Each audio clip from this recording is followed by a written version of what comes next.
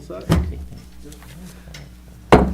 Call to order this meeting of the Newberry Township Zoning Hearing Board. Would you please rise for the Pledge of Allegiance? I pledge allegiance to the flag of the United States of America and to the republic for which it stands, one nation, under God, indivisible, with liberty and justice for all.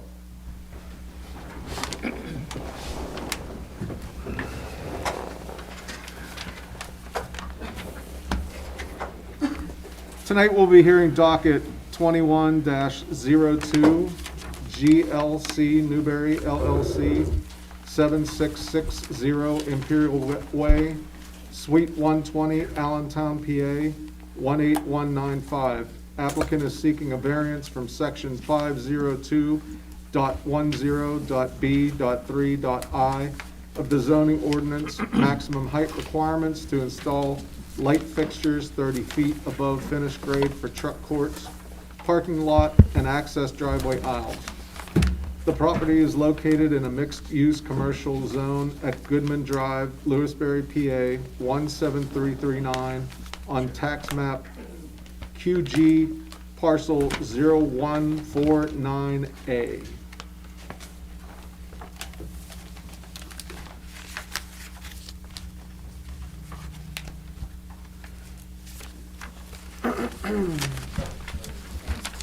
Oh, am I? That was okay. All right, this will do. Good evening.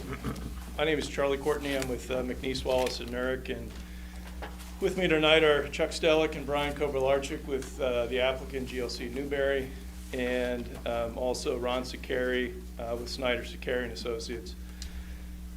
GLC Newberry has obtained land development approvals. As you know, the buildings are actually being constructed. Building 2 is it's complete. Building 2 is complete. Building 1, which is the building closest to I-83, is under construction. If you recall, we were here about a year ago for a dimensional variance in connection with reducing truck courts, and the goal of that plan at that time was to make the building a little bit larger to accommodate a tenant. That tenant has ultimately didn't sign the lease, and so we have a tenant now, and as you can see from the plans, the building got much smaller, from about 1.1 million square feet to about 78,000 square feet. The tenant desires to provide additional lighting to ensure that the truck courts are adequately lit, and for safety reasons, and also intends to add some additional lighting fixtures in some of the parking areas. Section 50210 of the ordinance limits the maximum height of full cutoff light fixtures to 20 feet. And just from a lighting standpoint, the lower the light fixture, the less the area that the light can spread out, so the less area that it covers. So 20 feet is not a bad standard for if you're looking at like typical parking areas where you've got parking spaces or maybe double rows of parking and then a 24-foot wide aisle, which would be typical. But when you get to warehouses, industrials with wide truck courts, the 20 feet is really difficult. It's actually, as you'll see from our lighting plans, it's really not possible to get adequate lighting out into the middle of the truck courts. So really, the only feasible way and the least impactful way is to actually increase the height of the fixtures. So we have a variance that is before you. It's from section 50210B3I, so as to permit the lighting fixtures to be increased for building 1 from 20 feet or from 20 feet to 30 feet. So tonight we intend to present one witness, Ron Sakari with Snyder Sakari and Associates. We have Brian and Chuck who are here in case there are any questions that Ron cannot answer. For purposes of the record, we've marked Exhibit A1 as our transmittal letter dated March 26, 2021. the application form and the narrative. Exhibit A2 is the deed to the property. Exhibit A3 is the overall site plan. Exhibit A4 is the landscaping plan. Exhibit A5 is the construction details plan. Exhibit A6 is the approved lighting plan, 20-foot maximum mounting height. A7 is the proposed lighting plan, 30-foot maximum mounting height. And Exhibit A8 is a lighting fixture cut sheet. Now, I handed out this evening 2 additional exhibits. All those exhibits that I just mentioned, A1 through 8, was submitted with the application, so you already have those. There are 2 additional exhibits that I handed out this evening that we'll go over. One is an alternative lighting plan at a 20-foot maximum mounting height, and Exhibit A10 is a cutoff shield detail, and we'll walk you through those. So with that, I'm going to call Ron up to testify. Sir, before we go any further, I failed to swear you in before we started. Sure. Do you swear to tell the truth, the whole truth, and nothing but the truth, so help you God? I do. Ron. I do. Thank you. Mr. Brandt, I apologize. Was the, Need to swear him in, please? oh, I'm sorry, Mr. Brandt. Can I swear you in? Do you swear to tell the truth, the whole truth, and nothing but the truth, so help you God? I do. Was the property posted? Yes. When and where was it posted? I was posted last Wednesday, and it was actually across the street from the entrance. Was it advertised? It was the 8th and the 15th of April in the York Dispatch. And do you have any additional information you'd like the board to receive? Just that letters were mailed out to residents within 300 feet of the proposed change. Thank you, sir.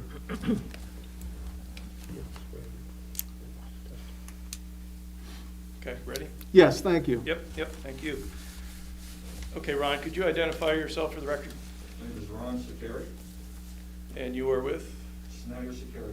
How about an address? 2000 Lingelstown Road, Harrisburg, 17110. And are you a Pennsylvania registered professional engineer? I am How long have you been registered? 26 years. And what is your role in the project?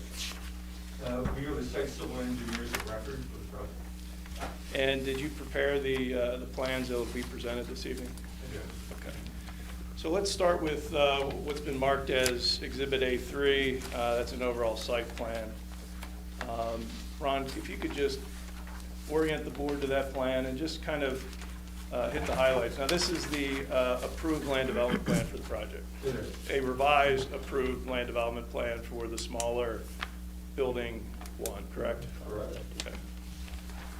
All right, for orientation purposes, I-83 is where I'm pointing to right now, which is on the eastern side of the project. Plan up, plan north. Goodman Drive, which is a cul-de-sac, is shown also to the north of the proposed building. Realign Yorktown Road, that connects 83 back to Industrial Drive, it's also generally to the north. Potts Hill Road is located to the south of the project.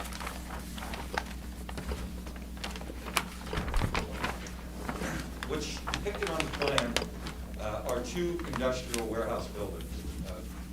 What was called building number 2 on the approved plan, you all know is the Chewy building, probably by now, and it's complete, completely constructed at this point. And that would be on the western side of the property. On the eastern side of the property is the matter that we have before us tonight, which is a 278,000 square foot building surrounded by parking and truck docks and access and circulation as shown on the plan. So that building 1, Ron, has essentially truck courts on basically 3 sides and then parking on the northern side. It does. Truck courts here, on the west, south, and east side, employee parking on the north side. And so as compared to the prior plan, at 1.1 million square feet. This plan reflects a building with a smaller footprint, but essentially more truck courts and larger parking areas, correct? That's correct. All right. Where's your, Can I see your points on this? all right, to show you, this is what's marked as Exhibit A4. Is that the landscaping plan from the approved land development plan? It is. And again, if you could just orient the board initially to what we're looking at, and then just identify the landscape. Again, just for reference, at the top end of this sheet, we've got, again, it's I-83. Potts Hill Road would be on the south side, although it is off the frame of the picture. And this is the south half of the building that you were just looking at. Generally, the landscaping plan depicts a level 3 landscape screening as required by the ordinance. There's 3 options within it, A, B, and C. Predominantly, this is C, which is a berm with staggered rows of evergreen screening upon it. That berm has to be at least 6 feet high. As you go to the west, it then transitions to an evergreen screen, which is option B under that level 3 of landscaping. And then at the far end, the far western end, is option A, which is if there's a retaining wall with a fence and evergreen screening on top of that. So we have approximately a 6-foot-high berm, and then what are the planting heights of those trees? It varies because they're all evergreen trees, but they're different sizes, but the initial plantings range from 8 to 15 feet. And so obviously that was landscaping that was, and berming that was proposed to help mitigate the impacts to the area to the south, correct? Correct. Okay. Now,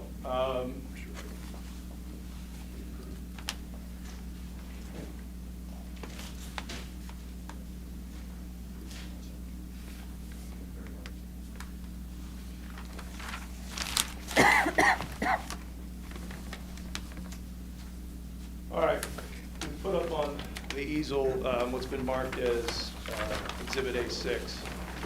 Now, Ron, this is the lighting plan that's been approved as part of the revised land development plan for the smaller building, is that correct? It is. And this photometric plan, I think the board has copies, but it's got numbers kind of throughout the site, correct? What do those numbers represent? Those numbers represent the light intensity of those locations. There are grid marks throughout the periphery of outside the building that indicate at any one point what the intensity was.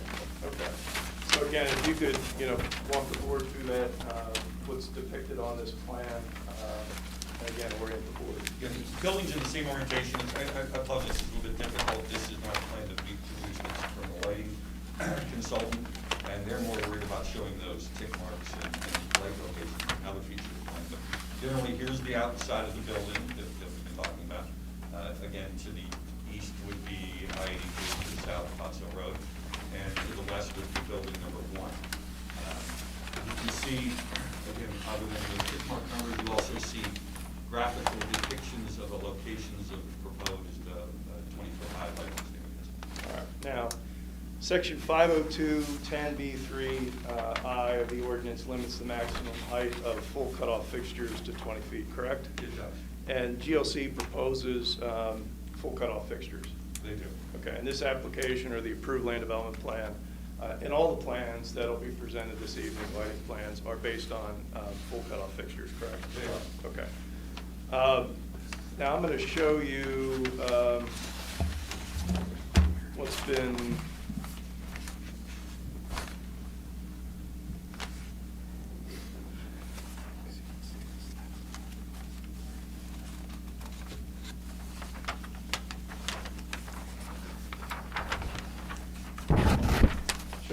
marked as Exhibit A8. Okay. Is that the, looks like this, the board has a copy. Is this a fixture cut sheet? It is. And this fixture cut sheet would have been submitted as part of the approved land development plan? Yes. Okay, and so And these are just a depiction of the type of, the details of the lighting fixtures that are included as part of the approved lighting plan. That's correct. And these are essentially the same fixtures that would be used as part of any lighting plan that we present this evening. That's correct. Okay. And these are the full cutoff fixtures, correct? They are. All right. Now, this plan that we have up here, so that's the approved lighting plan as part of the land development plan. And that is showing 20-foot high fixtures, correct? Yes. All right. Now, let's talk a little bit about the truck courts, which run generally along the eastern, western, and southern side of the building, correct? Yes. All right. Now, what is the issue with having 20-foot fixtures in terms of illuminating the entirety of the truck courts, in particular the center areas? The issue is that because of the relative lack of height of those fixtures, there's a limited amount of spread that they can cover. And so what that does is it really gives you some bald spots because of the distance between the wall-mounted lights on the building and the first opportunity to install pole-mounted lights around the truck courts is quite a distance, and that distance results in having some very, very low light levels in the interior of the truck courts. All right, now, I'm gonna pull this off here. So Ron, if we're looking at the eastern, or the western side of the building, so just for the board, right here, looking in the middle of the truck court, actually throughout the truck court, we're looking at, well, actually more towards the center. We're looking at illumination levels of 0.1, maybe 0.2 foot candles. Is that correct? That's correct. Is that generally consistent along the eastern side as well? It is. And then generally consistent at other parts, you know, on the southern side? Correct. Okay.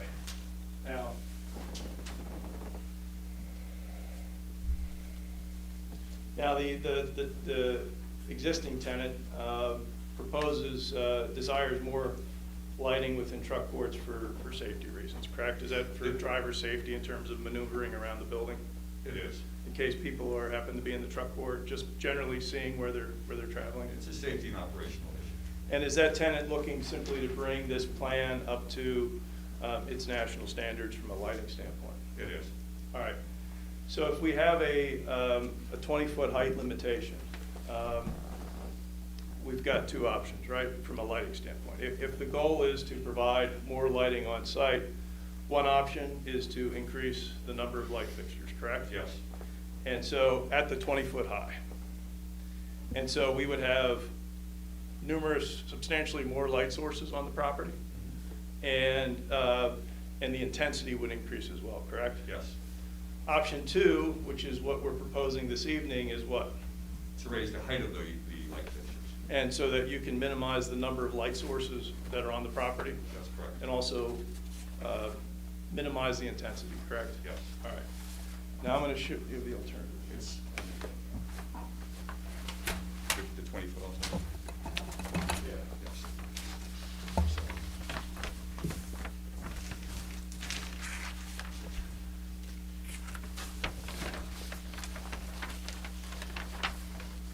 All right, now I'm going to show you what's been marked as Exhibit A9. So this is a lighting plan for adding more 20-foot fixtures to increase lighting levels, correct? It is. All right, now this is the plan that was handed out this evening. So if you could, you might have to kind of walk around there to see some numbers, but again, orient the board and just talk a little bit about illumination levels, both within parking areas and within trucking courts on this plan. Okay, again, this is all the other plans we've shown you. The building is oriented as I show it. With the I-83 would be to the east and Fox Hill to the south, the building number one to the west. In this scenario, the designer has used 20-foot high lights to meet the tenant standards. And what you can see, if you were to compare it to the plan that we just were looking at, is there are many, many, many more lights required to meet that lighting standard. So that's the consequence of keeping them at the 20-foot level. I believe there's some 56 more lights that would need to be employed than on the prior plan with the same 20-foot 9 height. And that's going to give you some now obviously the light intensity changes as you get farther from the distance from the building.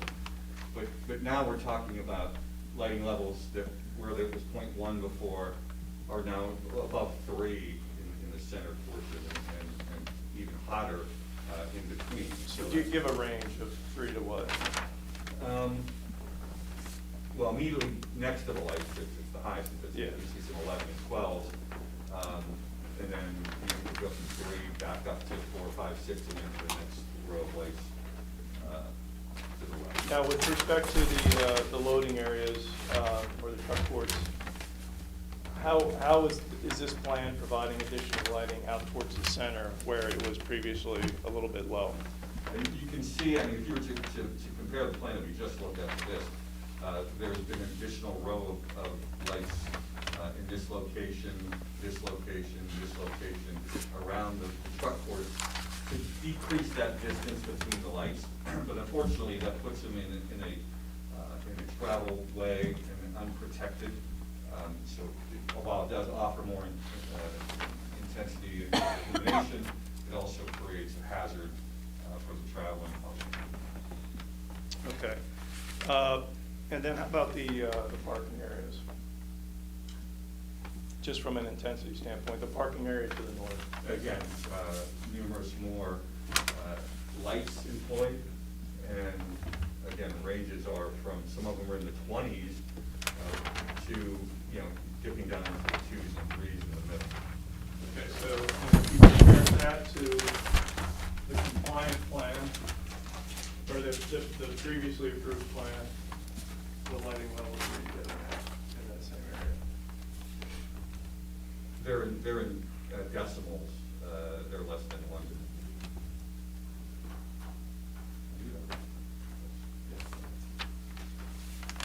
So I'm sorry, Ron, what was that? They're less than 1%. Okay, so adding the additional light fixtures at 20 feet, in addition to having more point sources of light on the property, you also have an increase in intensity, correct? Intensity and glare and reflectivity. Okay. And, that is not the option that's desired as part of this application, correct? Correct. Okay. Now let's look at the proposed lighting plan that we're seeking.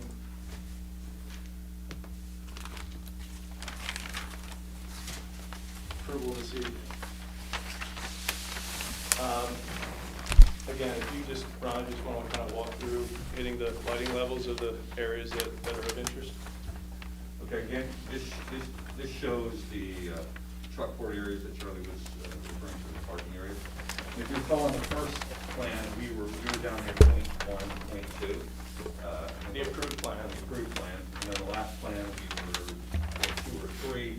This is more in the range of 1 or just a little bit under 1. So while it's much better than the first plan, it's much less intense than the last plan. Okay, so the approved plan is, just to generalize this, in the 0.1, 0.2 range in the middle of the truck courts. The lots of lights, 20 feet high plan is, 3, 4, 5 foot candles in the center of the truck courts. And this brings it up from 0.1, 0.2 in the center of the truck points to 1.0, correct? Generally, yes. Okay. And how about the parking area?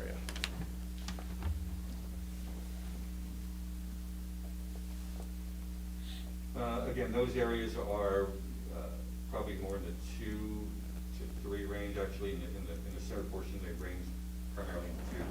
Okay, so that is a slight increase from the approved plan, significantly less foot candles than the 20-foot high many fixture plan, correct? Yes. All right.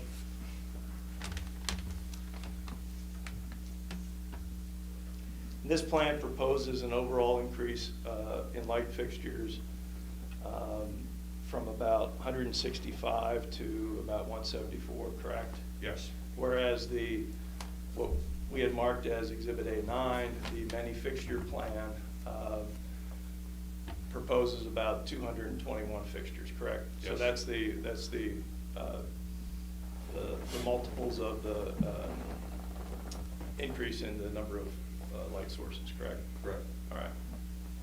And so this option is desired because it provides additional lighting within the truck courts and parking areas, but does it in a way that's minimally invasive, correct? Yes, It reduces the number of light sources, correct? it does. And it also reduces the overall intensity of the lights on site. Correct.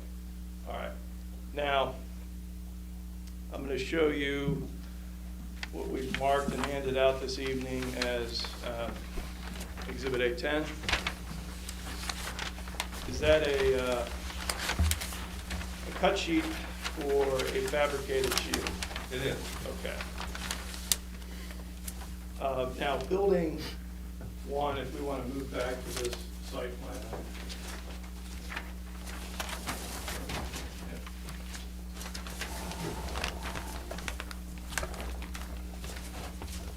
Looking at Exhibit A3, building one is the building towards the bottom of the plan away from I-83, correct? To the left. I mean, building, yeah, one, correct. And No, building- this, yeah, building 2 is the one to the left. Building two is the one to the south, I'm sorry, you're correct. And then building one is the building at issue that's closest to I-83. Yes. All right. Now, just from an overall shielding standpoint, building, lighting, et cetera, anything to the west of building one along I-83 is going to be shielded by building two, correct? Yes. And so just from an overall site sensitivity standpoint, the most sensitive area of the site would be the lands to the south, correct? It would be. And there are some homes to the south? There are. And what's the approximate distance from the nearest home to the lighting standards that would be along the southern side of the parking area? The closest would be just a little bit less than 400 feet. Now, the concern is, even with a 20-foot high standard, is that, and those residents that are to the south sit at a lower elevation, correct? They do. Okay, and so the concern, even at a compliant 20-foot high standard, would be, the visibility of the fixture as you're looking up. Can you see the underside of the fixture, even though it has full cutoffs, correct? Yes. All right. And as part of this application, I think the GLC Newberry desired to come up with some type of shield that would provide even better screening than simply a compliant 20-foot pole. Is that correct? Yes. And this shield that they've come up with is identified and is shown in Exhibit A10, correct? Yes. And so, could you just kind of walk through those details? And how it would be mounted onto poles? What's shown at the top, the pictures themselves, at the top of Exhibit A10, show on the left-hand side a standard optics, basically a standard installation of a light pole fixture. And the one to the right would be with a cutoff structure mounted to it. And what you can see there is that the amount of backflow from the light fixture to the rear of the pole is very minimal with the cutoff. So it's a little bit more pronounced with standard optics. And what GLC Newberry is proposing is to mount a metal fabricated hood or shield on the pole, behind the fixture of the pole itself, is shown graphically on the detail that you have in Exhibit A10, that would prevent, as Charlie described, the ability to really view that from a lower position, looking up. Not only is this going to continue to help block the backwards casting of the light, but it's also going to prevent the ability to be able to see the light from underneath because of the difference in elevation between those folks on the south side and where these will be installed around the building. So, and the dimension that's depicted on Exhibit A10 is about, the shield would be about 24 feet wide and up to 20 feet long. I think 24 inches. Yeah. I'm sorry. That would be. 24, yeah, 2 feet wide and 20 feet long. It is. Okay, and that 20 foot is kind of a maximum dimension. What's intended is out in the field to be able to have it at a length that, that obstructs the shield from properties to the south, correct? Yes. Okay, and if that's 15 feet, it would be 15 feet. If it's 20 feet, it's 20 feet. Whatever's required. And just so we're clear, these shields, these Exhibit A10 shields would be on is it the 7 fixtures that are along the southern end of the parking area, at the south end of the south parking area? They would do. Okay. And so these shields would not only, I mean, the fixtures themselves are full cutoff, right? So it's directing light regardless, but this really is protecting residents from the visibility of the fixture itself, correct? Yes. Of the light source, all right. All right. Ron, is a unique physical circumstance of the property that it's the largest lot in the mixed-use district with multiple street frontages and site constraints? Yes. And those site constraints, in fact, were previously identified in the variance that was approved for this application in 2020. Correct. And the unique physical circumstance also is that Building 1 contains large truck courts and parking areas on 3 sides of the building, and a large employee parking lot on the north side. Yes. And that this site sits at a higher elevation than the properties directly to the south. It does. Okay. And because of the significant truck court and employee parking area, it's not possible to provide additional lighting without the truck courts and employee parking area, without a substantial increase in both number of light sources and intensity of lighting. That's correct. Okay. And as I explained the last time, this is a dimensional variance, and I'm sure the board's heard it numerous times before, but as a dimensional variance, there's a different standard than your typical use variance. A use variance is a very rigid test under Hertzberg, where an applicant is seeking, where the use is allowed, but the applicant is seeking a reasonable adjustment of a dimensional standard, then a lesser quantum of proof is required, and indeed a financial hardship is a sufficient hardship under Hertzberg. And under Hertzberg, the court looked at what is the cost to bring the property into compliance with the ordinance? What is the economic detriment to the applicant? Now, Ron, in terms of if we were to make these lights comply, right, we would just simply have more 20-foot light standards, correct? Yes. And so what would that additional cost be in excess of?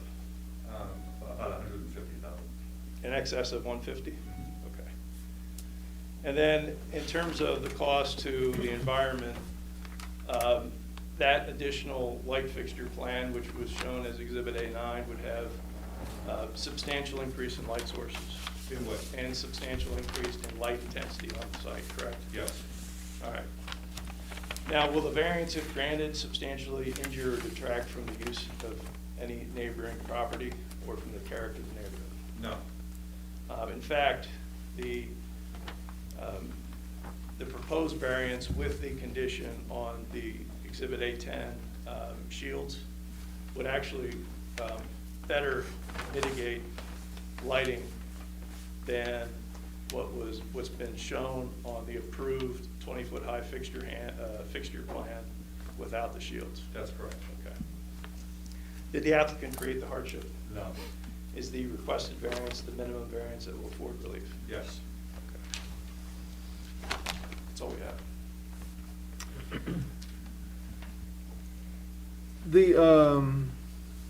The cutoff shield,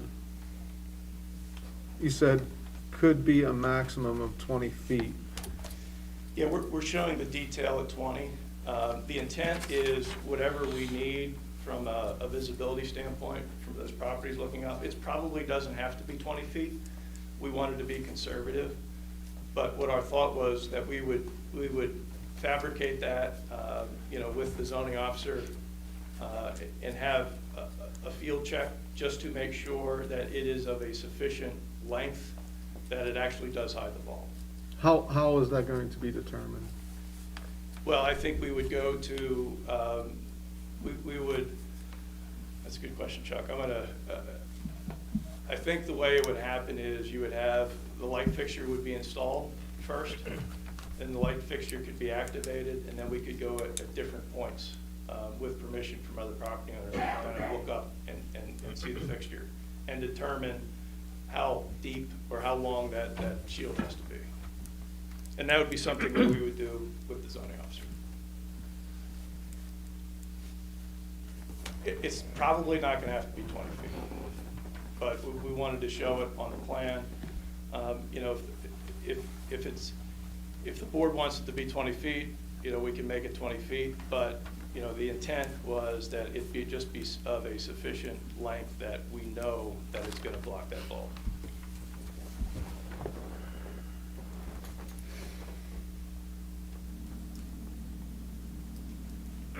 You wouldn't have a minimum length on them? Like standard the whole way across? Yeah, I mean, they're all gonna be about the same, right? Because I think The level site's should be gonna be the same. flat, correct. They're all gonna be the same.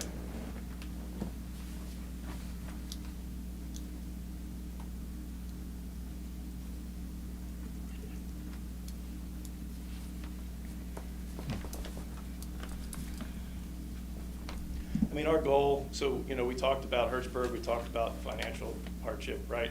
This isn't about $150,000. What this is about is coming up with a plan, so we know the tenant needs more light fixtures, right? And so, we showed you a plan, but that's not the right plan. That's a plan that's gonna increase light intensity on the site, and that's a plan that, we wanted to provide, we wanted to have an option and show you what that would be. But this application is more about how can we do this in a way that we limit light intensity on the site, limit the number of light sources, and also try to come up with a game plan for how we can actually make this plan better than what's already approved. And that's what we've presented this evening. They are going to be higher than the buildings, right? No. 30 feet, the building will be higher than 30 feet. What's building height, Ron? Building height about 45 feet on the side. You wanna- Approximately 45 feet. Thank you. That makes it easier. Yes, it does.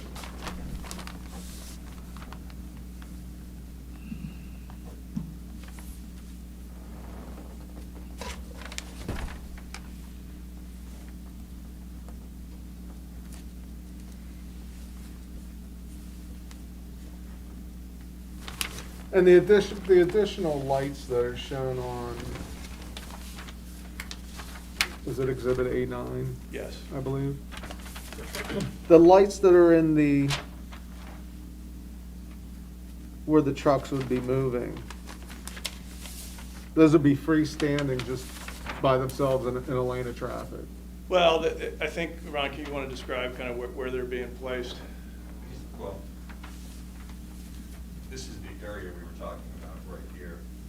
The ones that were you added closer to the building, they were in spaces between the docks? Right, like in these dead spaces between the docks. Yeah. But again, it's in a much higher traffic area, maneuvering area. Yeah, so we would locate them in spaces between the docks, so that you could actually get into the docks. It's not ideal, but it provides a lighting solution. But if I'm reading this right and placing the additional 20-foot lights, you're actually illuminating it twice as much as you would, or even more with the 30-foot light. That's correct. If I'm reading this correctly. That's correct. You go from, I can't quite make that out. I think it's like what is that? In that, they are kind of small.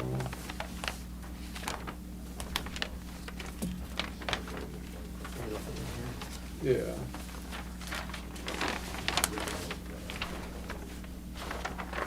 Yeah, because on the 30-foot, they're all right around anywhere from, 0.6,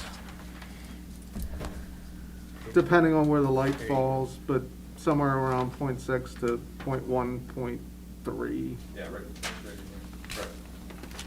But with the 20-foot lights, with the 20-foot lighting, what's that area? You're talking in the truck court? Yeah, Yeah, so we're in the range of, underneath the light fixture, from 19 out to the middle at about, 3.5, somewhere in there. And at the very center, it looks like it might be 1.5, something like that. so that's quite a difference between 20-foot and 30-foot. Right, from an intensity standpoint, right. So it's almost overkill for the 20-foot. Well, that's the problem. You're trying to illuminate, but you put fixtures up, right? And they're closer to the ground, they're gonna be more intense, and that's what you see. You see these very hot areas, as opposed to having something maybe a little bit higher, but doesn't provide that intensity.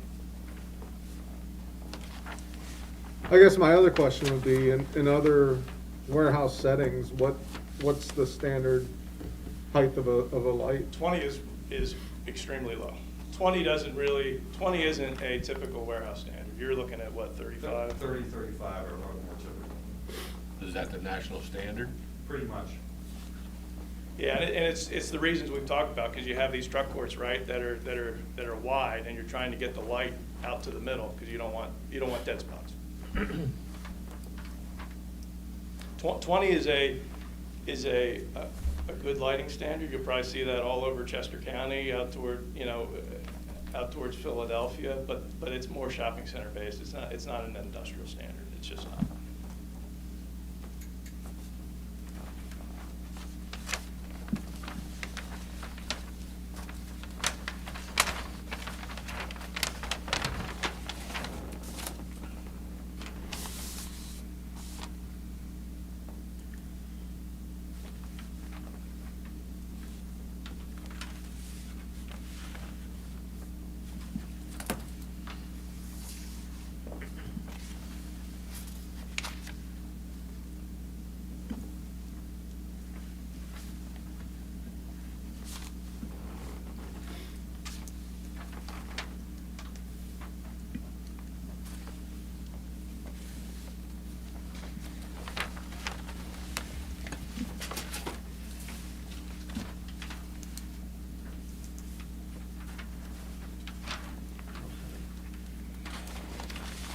Any other questions? Stanley, did you have any questions? Need a copy of Exhibits A9 and A10 marked and Oh, I'm provided to sorry. me, please, because I do not have them. Either that or to the stenographer. So I'm literally in the dark here.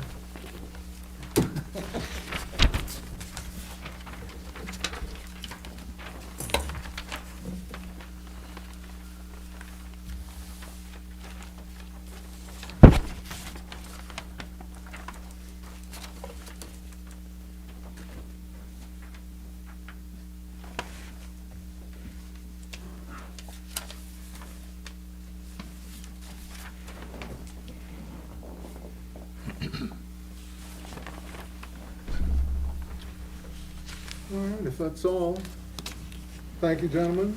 Thank you. Do we have anyone that would like to give testimony against this application? Anybody have any questions for the applicant? Sir, if you can come to the podium and state your name. These are questions now for the applicant. As a resident on the south side, my name's Richard Crater. The existing warehouse that's there now has light issues. Okay, so this one actually will be farther away. I'm right up against it. And right now, there is no nighttime.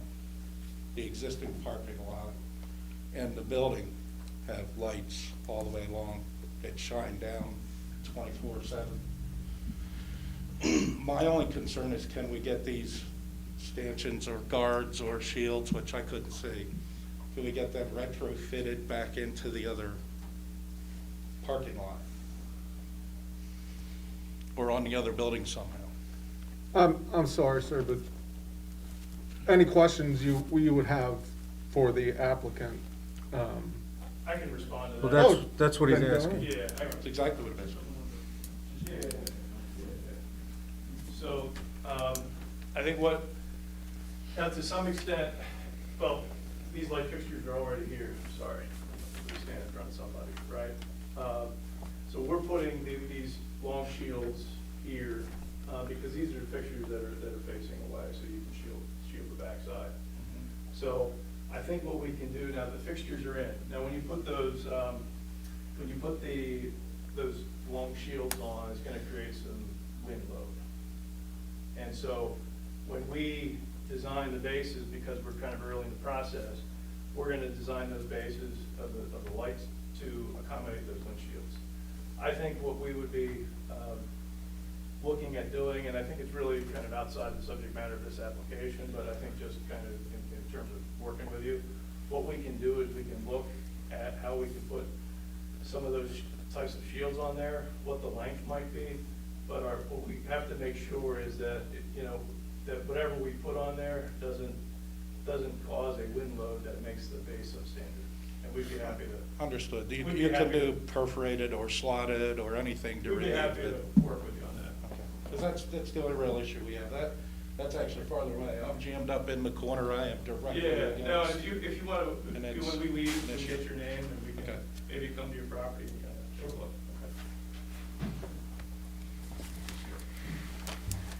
I believe there's somebody, I'm sorry, ma'am, he had raised his hand first.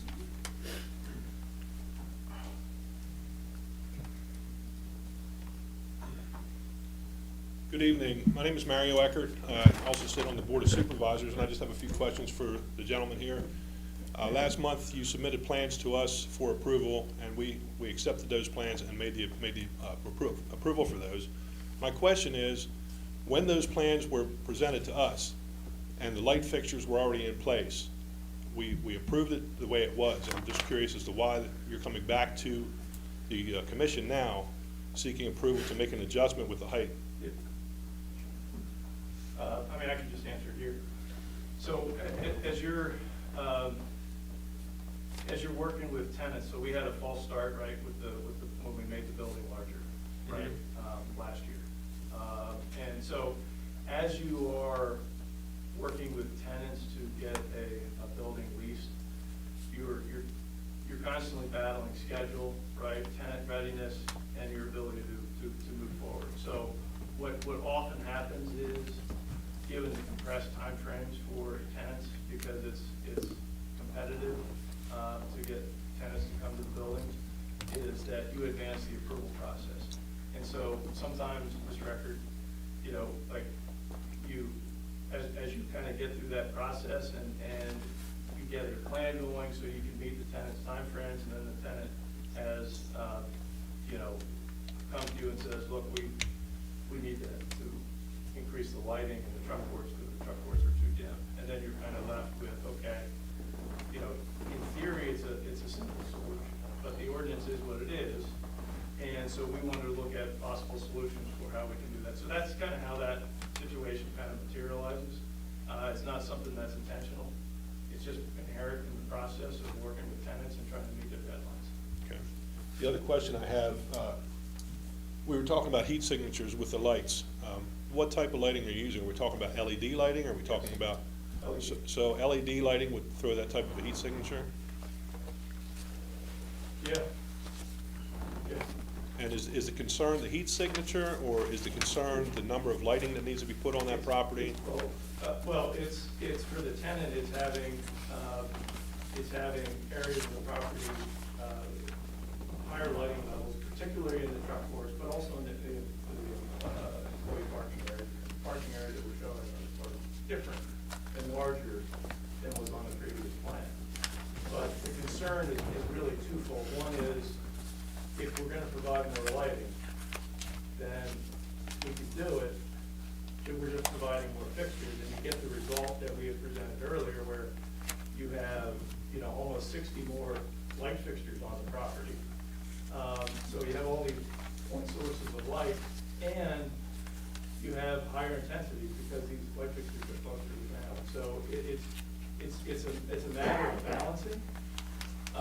You know, if you have one option, you know, we're trying to balance having sufficient lighting levels on the site and, you know, without having too many sources of light and without having too intensity.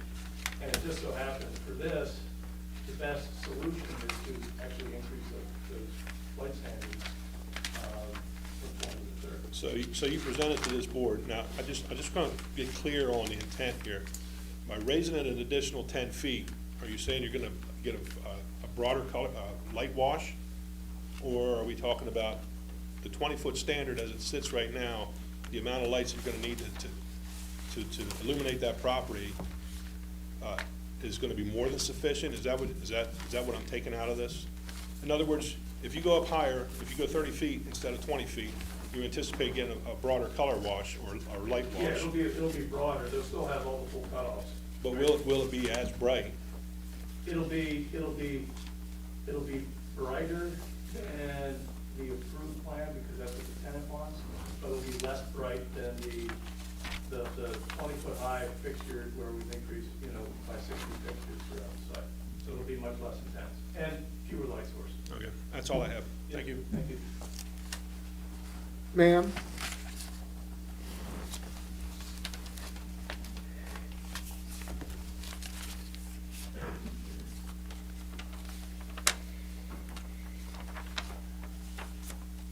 Hi, I'm Joe Shoemaker, resident on Potts Hill Road. I have a couple comments and two questions, or maybe one, no, two. So anyway, If you're gonna make comments, you should be sworn in. If you're just gonna ask questions, that's a different thing. well, my comment is probably just, Now's time for For the questions. record. Yeah, now's time for, then swear in, please. okay, let's just do the questions.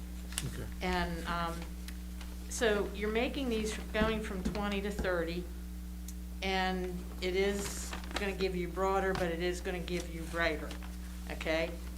We're not down below, we're kind of up on the hill. So our line of sight is going to be that higher line of sight. And as I look over to the highway now at night, what used to be, you know, nice trees is now bright and warehouse. So what's this gonna do to my line of sight with this other building and all these additional lights there that are now higher?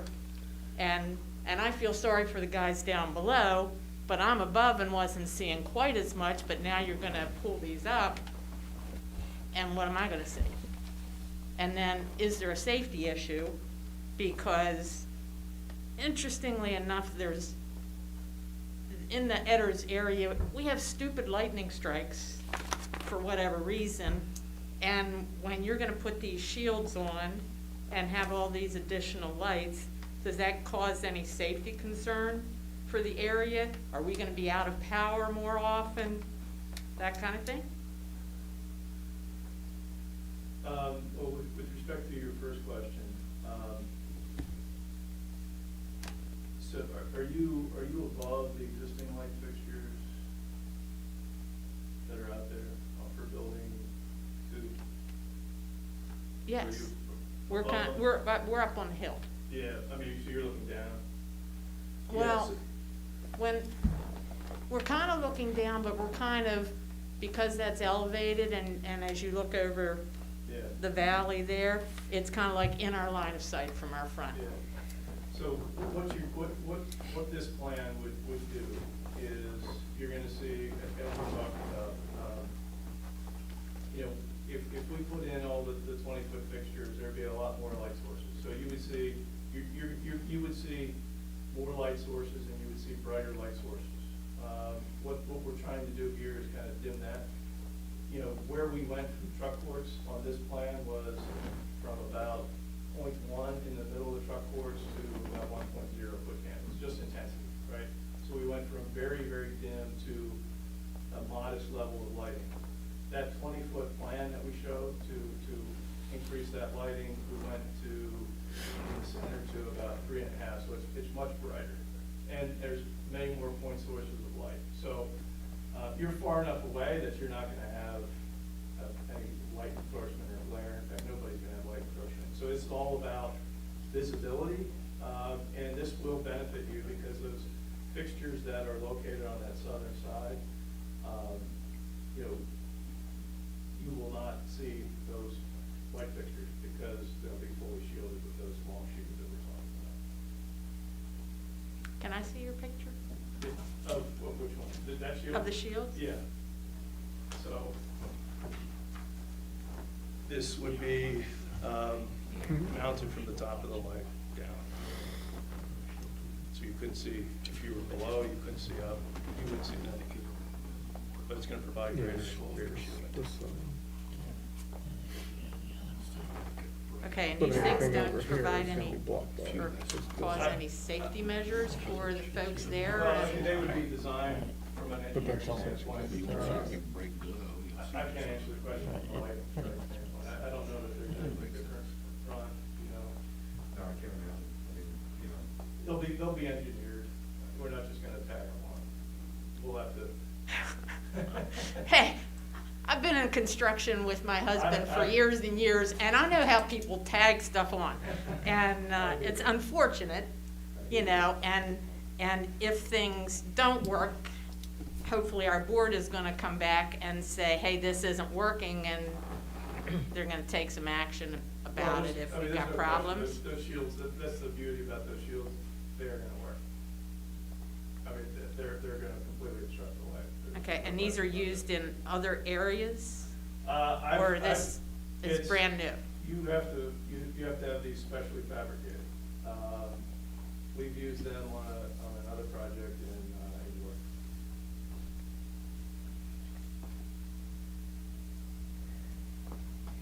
How did they work there? They're being installed. Oh, they're being installed. Yeah, I mean, it's one of those things that, when you say how they work, I think it's more a function of, you know, making sure they're designed to stay on because. I mean, really satisfactory to the people. Yeah, that I they mean, were they're gonna intended. block the bulb, there's no question. Yeah. They're gonna block the bulb, that's the light fixture, no question about it. I believe that, I just wanted to ask that. Yeah, there we had some light sensitivity issues with a nearby observatory, so, right, so they had a lot of concerns about, you know, dark sky. Thank you, ma'am. Did anybody else have questions for the applicant? Seeing none, is anybody here to give testimony against the application? Or against. Or against,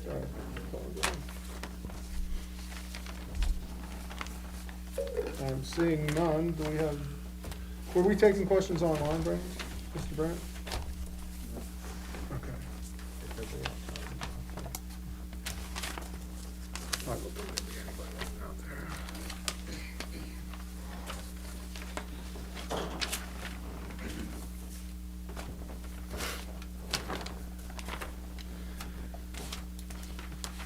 Do we have any other questions for the applicants?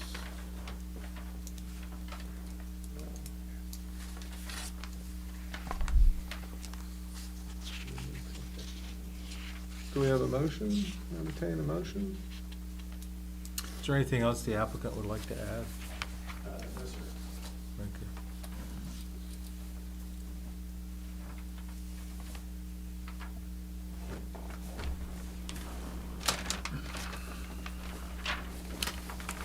you. Yeah, I make a motion. We take a brief recess and discuss this. We have a motion for executive session. Do I have a second? I'll second. For purposes of deliberation. For purpose of deliberation, thank you. All those in favor, say aye. Aye. Opposed? Hearing none, the motion passes. We'll take a brief recess for deliberation.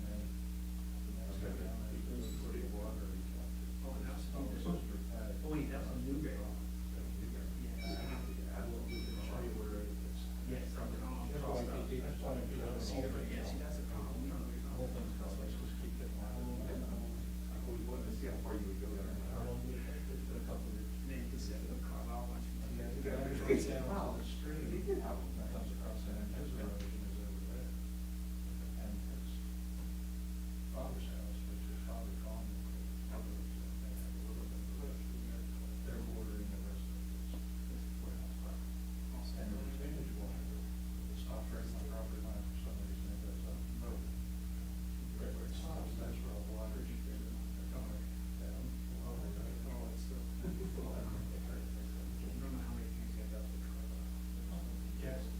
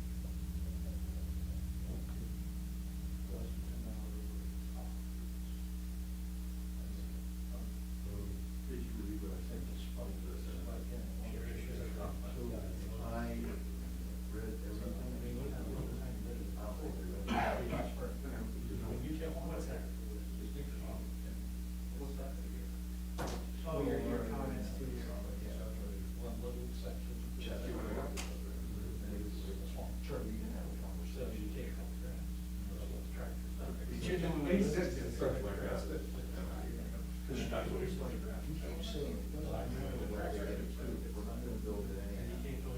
So I'm responsible for buying it and taking it. Catch 22. And he thinks it's just gonna be like, well. Yeah. And I'm like, man, the stormwater, I don't like the stormwater. It was like, right, doesn't matter, I'm gonna build it anyhow. So he keeps saying, "Oh." And somebody's gonna get questioned later, I'm like, why did you call it so screen?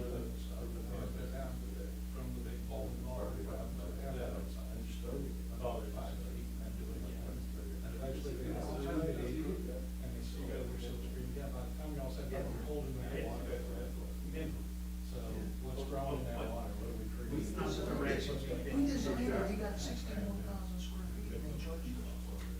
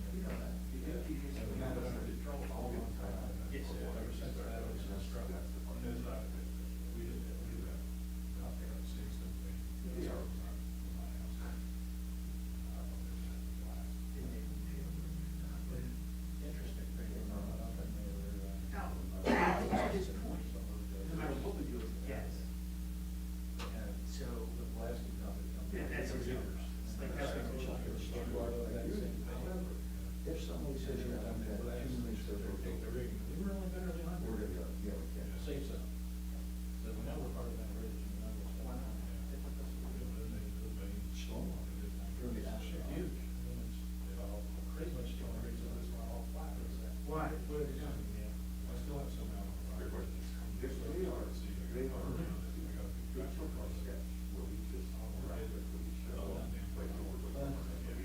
That gets expensive. Well, actually, just right there. That's all that noise. That's what it used to be blades. They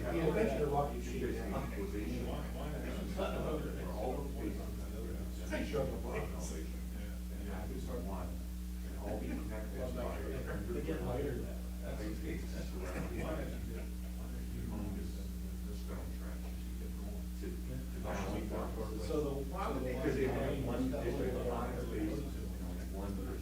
They got this pipe, 12 inches from, 12 inches.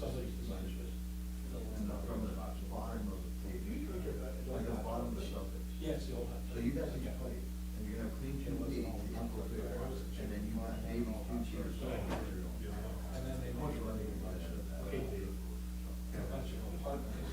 That's when I first looked at it, because I was just gonna buy the whole thing. So the most part, it's got one, They didn't do it for sure. almost everything is out in the front. Is everything So they got. historically? Yeah. So,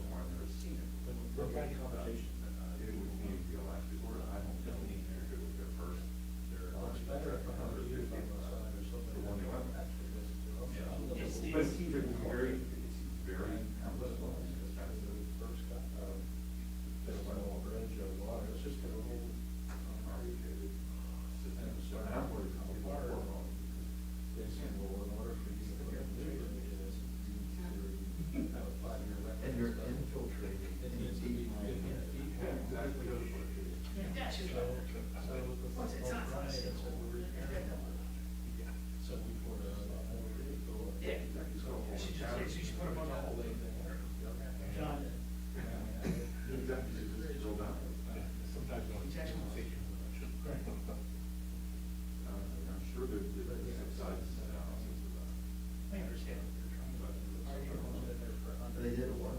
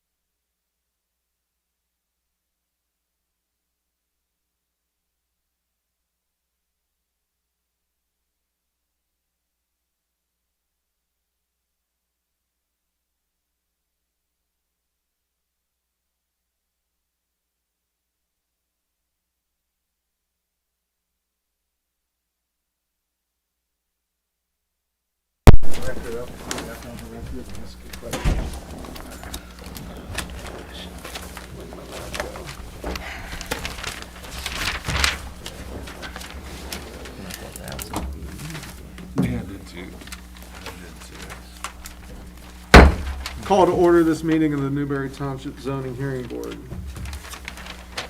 We have a couple more questions I think we need to ask.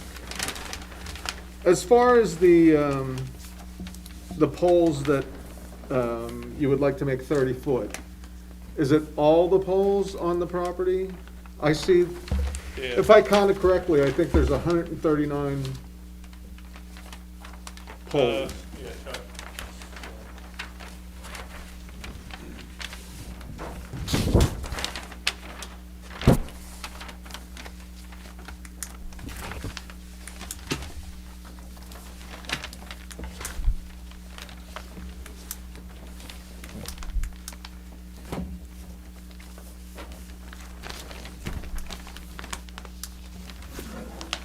Yeah, so how many fixtures are there, Chuck? There's one. Yeah, he's asking poles, Yeah. not fixtures, because we're talking 20. So you're probably right, it probably is in that realm, I didn't count poles. Okay. We know the total number of fixtures, you gave us that. Correct. Because you're looking for the variance from 20 feet to 30 feet. So we just want, the board wants to be clear about what number of poles are we looking at and where are they that are going from the 20 to 30 feet. Now, we know there's 7 on the south side. That's a concern, which we're going to get back to in a moment. Yep. Or they're going to get back to in a moment. But for the rest of them, we want to be clear about what it is Yeah, I that mean, we're granting. yeah, I don't, we'll find out the number here. Take your time. But it is, I mean, it is all of the poles Okay. to get to that lighting. Okay. So that's, Yes. okay. On exhibit A9, the key down at the bottom, Right. it lists the quantity. Yeah, that's the plan that we could do, right, that we're not looking at doing. That's the. Right. Right. But it does have a key there that Yes, it actually does. lists the amount of holes for Yes, it each does. fixture. And I came up with 139, and I Okay. guess we just need a clarification if that's Yeah. correct. All right. That was question one. Second was the south, poles on the south, right? Which ones they were for the shielding, so make sure you understand which poles are affected by the shielding before you make a decision. In talking to the board, I said, the next question was to identify the 7 poles that they've been talking about, and that they are the 7 poles, so the board can, before it makes its decision, on the shielding.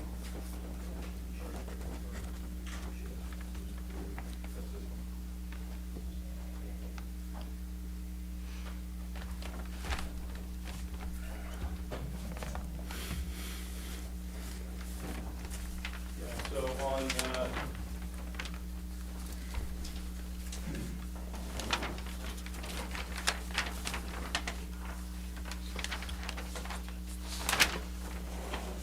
on exhibit A7, which is the proposed lighting plan, 30-foot high fixtures, these 7 poles.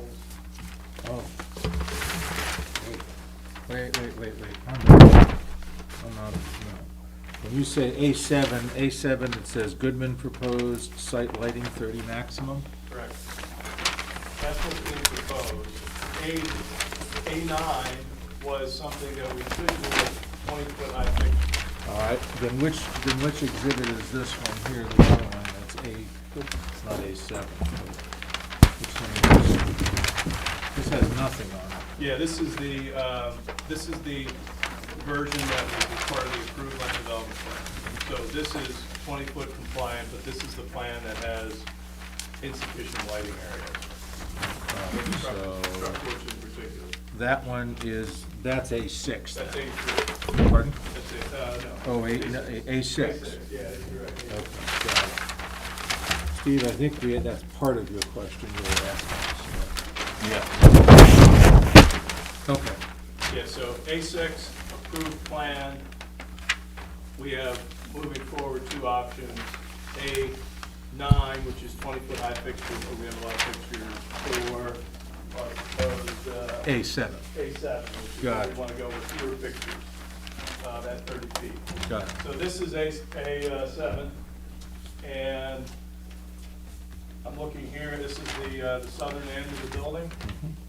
So the 7 fixtures that we referenced are, with the back shields, are the ones that shine predominantly this way.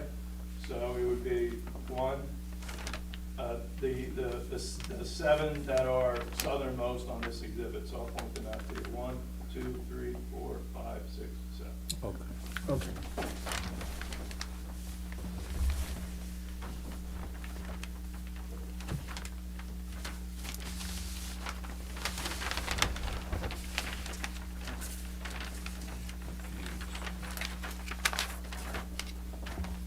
Does that answer your question, Steve? Mine? Or no? Well- Yeah, before I interject anything. Okay, so A6, that's the one with the 20-foot pole? That's the, That's the approved. that's the approved plan. And A7 is your proposed plan with the 30, if you went with 30-foot pole. So they're actually different layouts then, different footprint. Yeah, Different numbers, yeah, there's different fixture layouts, correct. and it looks to me like you have more lighting with the 30-foot poles than with Yeah, the... we went from approximately 165 on that table to 174, 175. So Okay. part of that is because we're trying to, you know, we're addressing a light level for the tenant. Mhm. So part of that is a mix of adding a few more fixtures or 9 more fixtures, and increasing the height so we don't have to add so many. That's what we're trying to do. Exhibit A9 is the one where we keep all the low fixtures, but because they're so much lower, we have to add, we're at like 221. Okay, so what you're asking us is for a variance on the height of the pole, Correct, right? correct. But not the number of lights. Correct, there's no zoning limitation on number of lights. But there is an approved plan. There's an approved plan, but we can modify it. Okay. Yeah, yep. And that's okay it's okay to modify it? You don't have to take We it back? modified it 6 times. Okay, but you don't have to take it back for further approval? Well, I will have to discuss that with staff, but whatever is required. All right. we have- Well, that's a question that we have, because we want Yeah. to know what we have the ability to do and not to do, what our Yeah, so I mean, jurisdiction is. yeah, so what I would say is, your authority is making a decision, obviously, on the variance, imposing conditions that you find to be reasonable. In terms of process, what happens after that, whether that is a quote administrative change or a material change that requires us to go back through the planning process, that is a decision that staff would make. Okay. Yeah. That's pretty much. Yeah. All right. If you want them to, I mean, if you want to add the condition, you can add the condition, which is what we talked about, Yes. under the circumstances, yeah. The length of the shields, how long were you planning on putting that? Because the lights are 20 feet and they're going to 30 feet. Yeah, they're going to 30, so what you see on that exhibit from the top of the fixture down, it was 20 feet. Yeah. But again, you know, we wanted to show something material on there. It's probably, to block that fixture from the residents, the sensitive residents who are down below, it's probably not gonna be a 20-foot shield. It might be, 15 feet, but like, that's something that, like I said, I think what we would do is, once we have the fixture up without a shield, then we can do some spot checks and Would you be figure out. willing to put a minimum of a 10-foot shield on? Yeah, definitely. Yeah, definitely. Yeah, if you're looking for a minimum, that's fine. Yeah, well, I think Yeah, there yeah, should yeah. be something.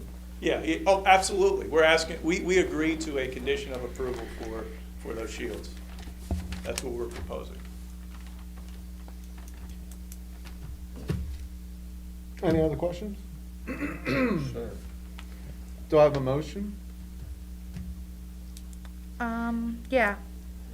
I'll make a motion that we grant the 30-foot light, the variance for the 30-foot light fixtures, with shields attached to the 7 poles shown on the southernmost end of the plan that are at a minimum of 2 foot in width and 10 foot in length, on the condition that the lighting plan be resubmitted to and approved by the Board of Supervisors. Township. Township. Yep. Any discussion? None? All those in favor say aye. Aye. Aye. All those opposed, You gotta nay? get a second. You have a Oh, I second? No, apologize. second. Do we have a second? I'll second it. All right, all those in favor say aye. Aye. Aye. All those opposed, nay. Hearing none, the motion passes. Great. Thank you all very much. You got 57 minutes for it.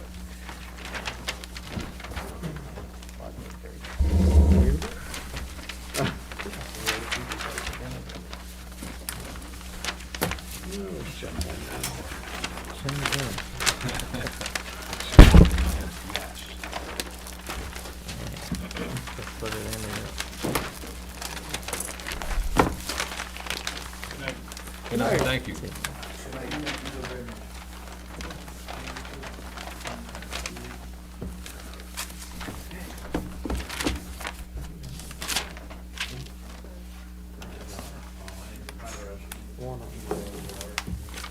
Are you taking did you say you wanted a break before we started? If you want to? I don't know. No, we don't. Yeah, I'm good. You're all good to continue, Fred.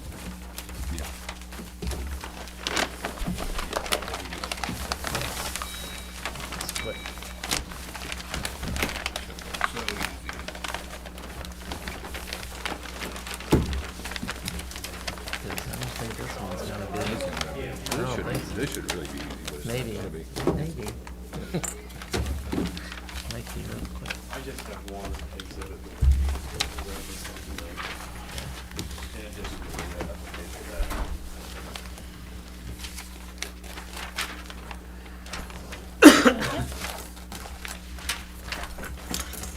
Thank you.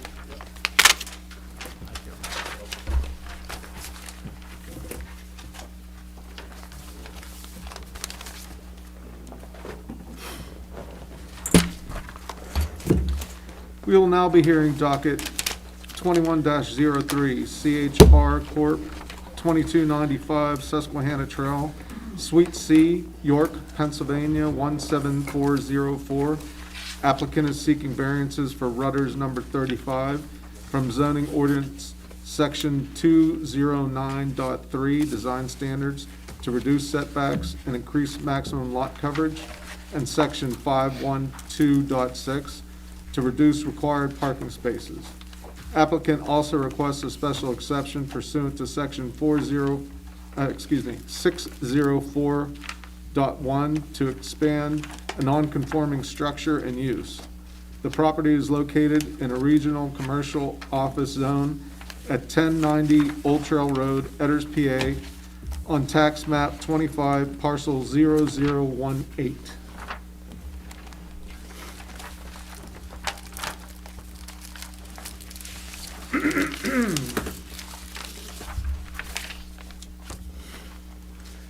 Sir, can I swear you in? Yes. Do you swear to tell the truth, the whole truth, and nothing but the truth, so help you God? I do. Thank you. Mr. Brandt, you were already sworn in. Was this application posted? Yes. April 8th and 15th. And was it advertised? It was posted, I'm sorry, it was posted Wednesday, this past Wednesday, on property. It was advertised the 8th and the 15th of April in New York Dispatch. And letters were sent out to residents and businesses here in the future of this property. Is there any other information that you would like the board to receive before we continue? Not at this time. Thank you. Sir? Good evening. My name is Tyler Eshelman. I'm an attorney with CHR Corp., which I'll just refer to as Rudders in York. We're coming tonight in relation to a proposed remodeling project of Rutter's Store 35. As a way of background, Rutter's has operated at this location since 1985. The store itself is relatively small in comparison to newer Rutter's store construction, and it sits on a relatively small lot as well. It's 0.69 acres. In talking with Marcus Brandt related to permits for this site, it was brought to our attention that we need to apply for a variance for the parking, setback, and impervious coverage referenced in our application. And along with that, assuming those variances would be granted, we're also requesting a special exception to expand a non-conforming use. The current Rutter's Store 35 does not comply with the parking, impervious coverage, and certain setback requirements in the RCO district. And while some of those conditions will be improved, notably the parking, by the proposed remodeling, the store expansion will still occur by about 300 feet. Therefore, based on my understanding of the ordinance, we would need that special exception granted in order to expand the store. Tonight, we'll be calling one witness, Eric Thomas, just to speak about what we're requesting, what existing non-conforming conditions are located on the property, and why the proposed variance relief is necessary given the conditions we're faced with on the property. So, that said, I will call Eric Thomas to testify. I guess I'll stay up here so Eric, what's your position with Rutter's? Site project engineer. And how long have you worked with Rutter's or CHR Corp? I've worked directly with CHR for 4.5 years, and prior to that, with another engineering firm for 19 years, doing land development and zoning permitting for convenience stores. And in relation to Rutter's Store 35, what have you done for this project? I am the site project manager, involved with the initial layout of what to do with the expansion, and went through the permitting process and all, the construction coordination as part of the renovation. And so you were involved with developing the sketch that was submitted as part of this application? Yes, I was. Just for reference, that sketch was submitted as Exhibit B in the application packet letter. If anyone needs a copy of that, I'm happy to provide one now, but this would not be a new exhibit, it's just what was already submitted. Can you walk us through the proposed, or the features of the proposed remodeling project? Sure. The existing store, as shown on the plan, is 3,200 square foot in the northwest corner of the building, going to 12 by 25 foot addition for an additional 300 square foot. Point out that the addition is in an area of sidewalk that has an overhang on it. So that overhang is about 7 feet, which covers the sidewalk. The addition will come out an additional 5 feet past that existing overhang. So although it's a 300 square foot addition, at least half of that is already covered with roof. In addition, as part of this plan, we are going to actually put a dumpster enclosure in that's shown in the southeastern corner of the property. Currently, the dumpsters are sitting out that don't have any screening around them. They're just sitting in the same general area as where the screen is shown, putting up an enclosure around them just to hide a little bit. And then the other involvement with this project is the addition of 5 parking spaces out on the southwest corner of the property. And that's just basically the only room that we have left on the property to add any additional parking spaces. How many spaces are there now? There are currently 13 parking spaces around the building. Okay, so we'll be at 18 total, assuming this project were to move forward. Are you aware of any current nonconformities under the existing zoning ordinance? Yes, based on the existing ordinance for parking, we would, it's one space is required for 100 square foot gross floor area plus one per employee on the largest shift. That's 32 parking spaces that would be required plus 4 employees. So if we were to build the store as it currently is, we would need 36 parking spaces. That's an existing non-conformity. The setbacks are another thing. When the store was originally built, the setbacks were more around 20 feet, or 20-foot side setback and 15-foot rear setback. Due to changes in the zoning ordinances, the setbacks have been changed, so the existing building is now beyond the setback lines. And also the lot coverage is currently 77% coverage, which exceeds the allowable 60% coverage. What was that percentage again? 70? 77% is the Thank existing you. coverage. Okay. So how will these nonconformities be affected, whether increased or reduced, by the proposed remodeling project? The parking will still be under the allowable, however, we are adding an additional 5 spaces. The side setback doesn't change, but the rear setback will change because we have the structure of the dumpster enclosure. And the lot coverage will increase by 1%, goes from 77% coverage up to 78% coverage. So in developing these remodeling plans, what issues does the property itself create in terms of trying to comply with the ordinance? One of the unique features about this is the property is surrounded on 3 sides by roads. You have Yoakum Town Road to the south, Old Trail Road to the west, and Mall Road to the north. So there are 3 front setbacks on the property that we have to deal with. The lot size itself is only just under 0.7 acres. It's 0.69 acres, so it's a relatively small lot size. So with your engineering background and having worked on Rudder stores at this for some time, would it be possible to remodel or reconstruct the existing store in strict compliance with the setback and parking requirements under the ordinance? I do not believe so. As part of the remodeling project, is any change in use from the convenience store or service station proposed? No, this will still be a convenience store and still offer fueling for vehicles. Will there be any change in the utilities needed to serve the premises after this project will be completed?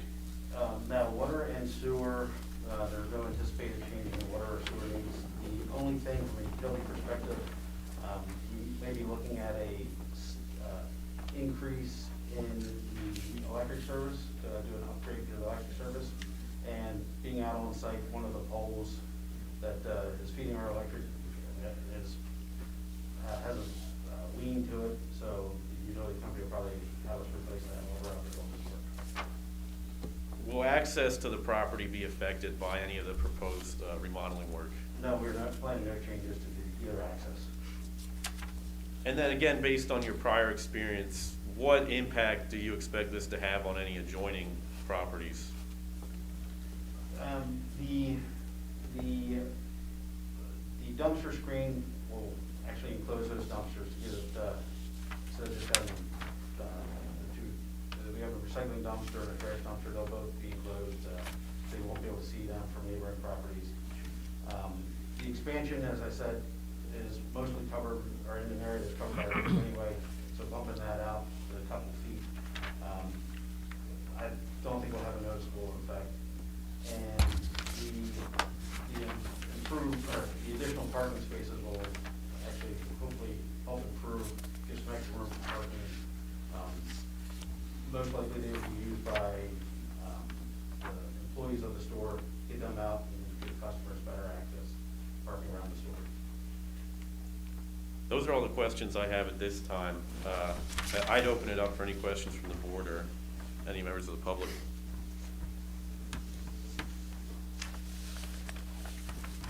I have a couple questions. The plan, Exhibit B, that's attached to your application, You have, the fuel islands that are shown there are the existing fuel islands. Is that right? That's correct. There's not be any change to that. No plan to change. Right. The tanks are staying where they are noted on the plan. That is correct. Okay. The 5 parking spaces that are being added in the southeast corner, so that's on like the left side of the sheet, is that over here? That is. Yeah. What's the bordering properties across the 3 roads, and what's on the other side too on the 4th? What types of uses, what kinds of properties? The use immediately, if you're looking at the plan to the right, That'd be to the north mostly? yes, yeah, that's a residential use. Okay. Assuming that's the north, then if we can go east, west, and south, what's across the roads on the other side of the Yoakum Town and Old Trail, et cetera? So that'd be on the bottom of the sheet. Krug, right? That's Dr. Krug's. What is across the road? Eric, do you know that? I know it's commercial, but I'm not sure what it is. This is a house. That's a house. Let me just check my, Sure. my letter here. Yes. I think to the north would be Mall Road, The doctor's office. and On the across other the side of street, Mall Road is a dentist there's a office. dentist. Yeah, I thought there was a medical or dental use. And then there's a salon also. Yes. Yes. Okay, yeah, that's the commercial one I was thinking. So it's not residential on the north side, it's the medical, dental, and salon use, commercial, right? Yes. Okay. I believe the only adjoining residential use is, again, looking at the plan just immediately to the right, The east side. the east side, yes. The townhouses. Yeah. But there is a residential across Okay, Yoakum Town across the Road. street to the, Yes. to the south. Across Yoakum Town, there's residences. Okay,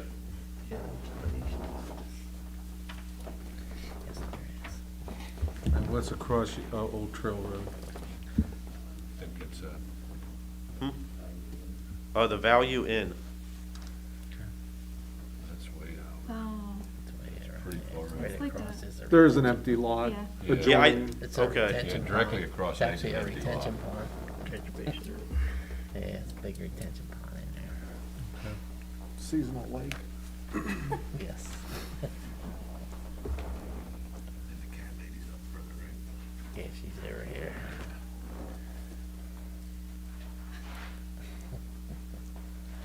Yeah, it is residential uses directly across Yoakum Town Road. Yes.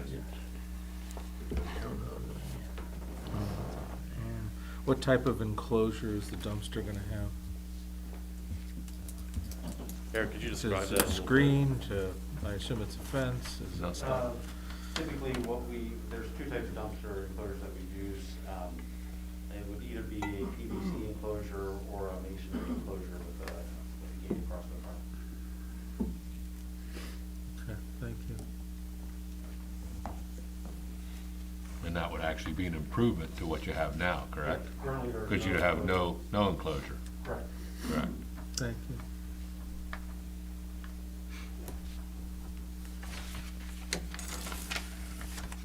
There's gonna be, you said there's a change in the setback there. And looking at the plan, how much of a setback is there gonna be once the fence is up? And the enclosure's put up, I should say. The enclosure is showing approximately 2 feet from the property line. Okay. Currently, the rear setback from that property line is, I believe, 16 or 16.1 feet.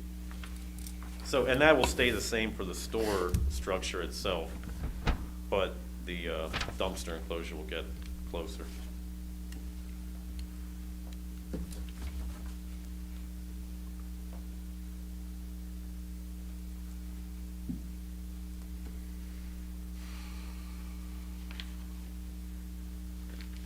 And the store is set back from that same line, how many feet? 16 feet, I think you said, okay.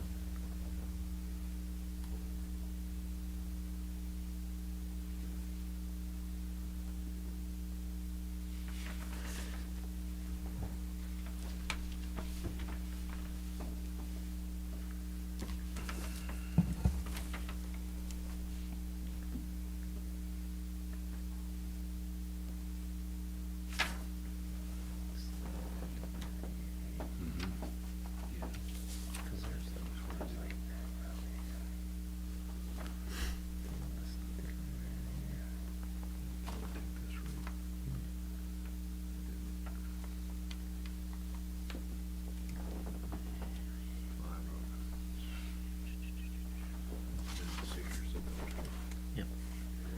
Yeah, they're gonna show that back, yep. And then right there.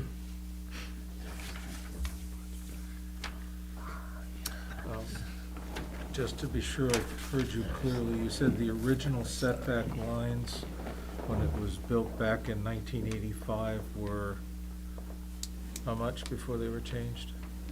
15, did you say 15 feet on the one? 15-foot rear setback, Mm-hmm. and I believe along the mall road, it's a 20-foot setback. Thank you.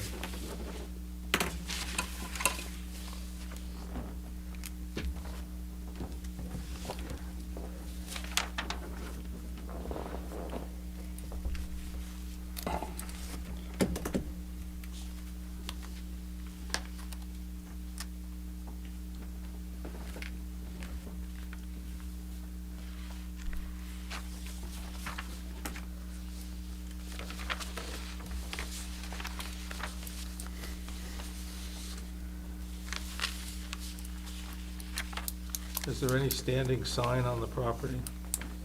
Pedestal or otherwise? Yeah, there's Pole a, sign? there's a freestanding sign, when you look at parking spaces, proposed parking spaces in the corner of the lot, there's 4 spaces and then, an island and then another space. The freestanding sign is in that open space that, we're That's, parking in. that's the fuel price sign that you have noted on your plan? Yes, And that's it, there's no other sign there? no other freestanding sign. Okay, and what's the size of that sign approximately? How high is it? Would you say? My guess is it's probably somewhere around 20 feet high. Okay, Yeah, I'm not sure, but I would have said 15 to 20. okay, thank you. Is it lighted? I believe it is internally illuminated, yes. Okay, thank you.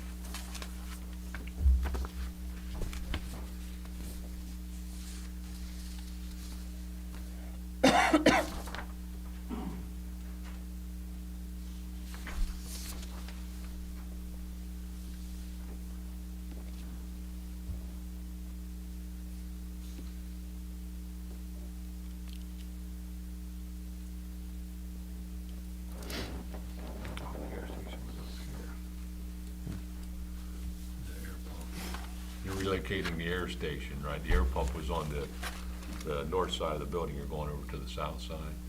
Yes. And then your parking spaces, that your additional parking spaces, they're gonna have a 15-foot setback, right? According That is to, correct.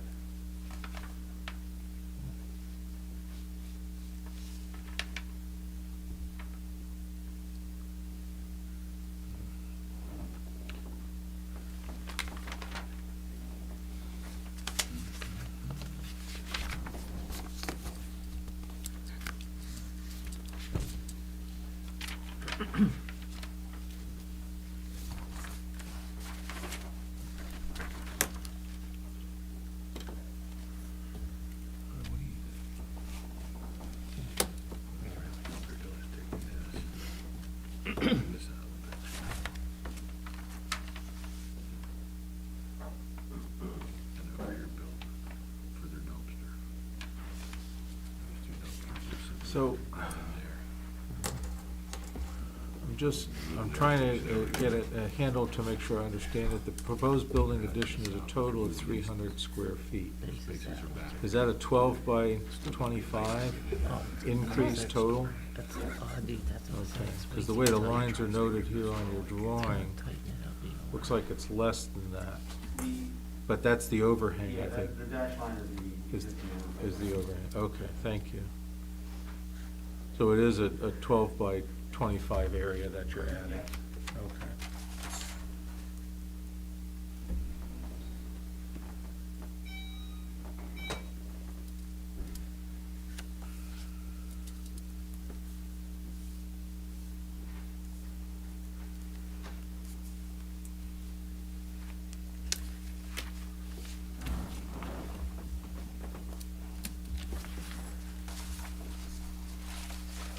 Public sewer, public water? The building's running on public sewer. Thank you.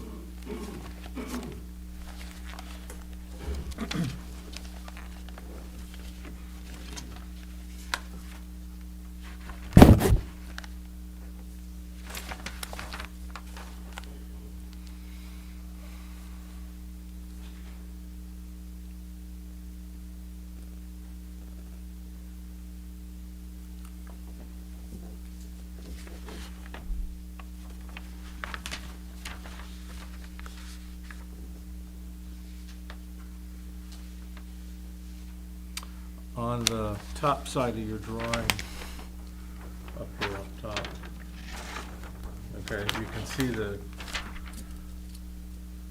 looks like a paved area that accesses around to the back of the building. There's a car in it right now, where the 19 is. All right. That's not part of your parking area. No, that's more, Just happened to be there. I mean, it was paved, I can't really say that, nobody really drives back there, it's just, more for, get around the back, working on the mechanical equipment that's on that side of the building. And there's also a door in the back of the building. So it looks like that's the area that's gonna be needed to access the air station, so it's not gonna be a permanent parking spot there. Correct. Okay. There's no internal barriers that are gonna be set up there, blocks or anything like that, it's all just open? right? Yes. Okay. And the parking areas will be lined? Yes. Okay. At the parking spaces, we typically put bollards to prevent somebody from accidentally running into a building. Mhm.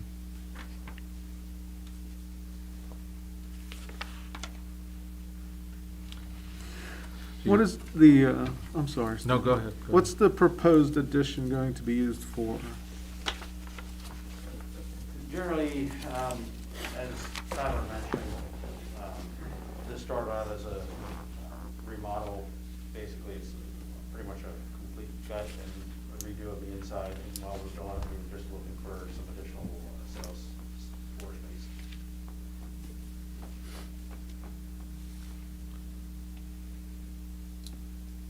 Are you remodeling the entire inside of the store?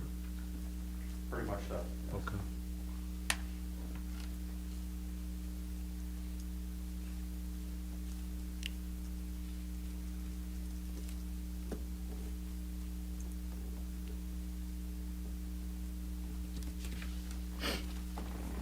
And the entrances that are existing now are gonna stay the same?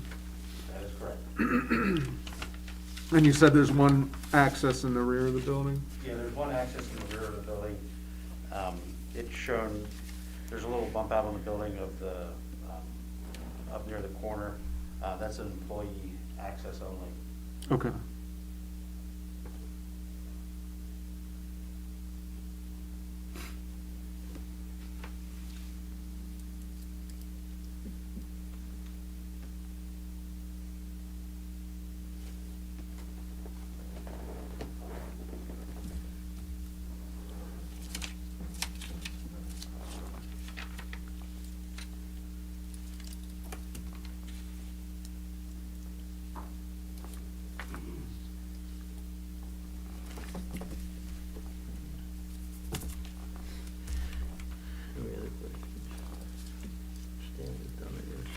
I don't know, did I make you forget your question? No, it's covered. Okay. It's covered. Any other questions from the board? Is there anyone here, yes, that would like to ask questions of the applicant? Excuse me.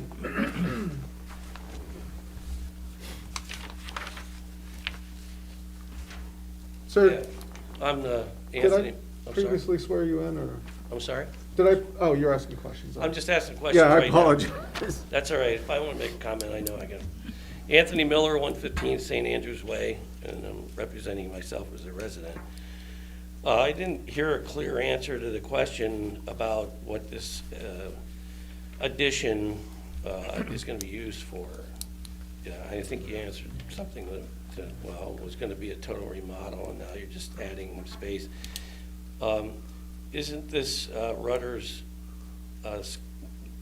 scheduled for future beer and alcohol sales? Yeah, I can speak to that a little bit. And Eric, I don't know if at this stage we have every part of the retail space designated for a given product. But as far as the alcohol licensing goes, I'm not sure what the current status of that is at this time. I know that in general, we're seeking expanded retail space just to improve the services available and offer more products. But Eric, I don't know if you can speak to that or not at this stage and where we are with the remodeling project. Yeah, generally the internal layout has not necessarily what's on every shelf, but generally, yes, the internal layout has been improved internally by the CEO. And to answer your question, yes, there is a plan walking as part of it. Thanks for that.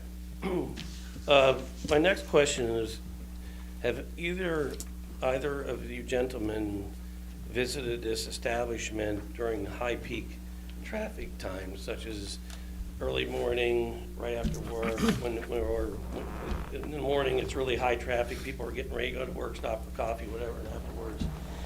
Have you been there during that period of time? I wouldn't like to pursue that one.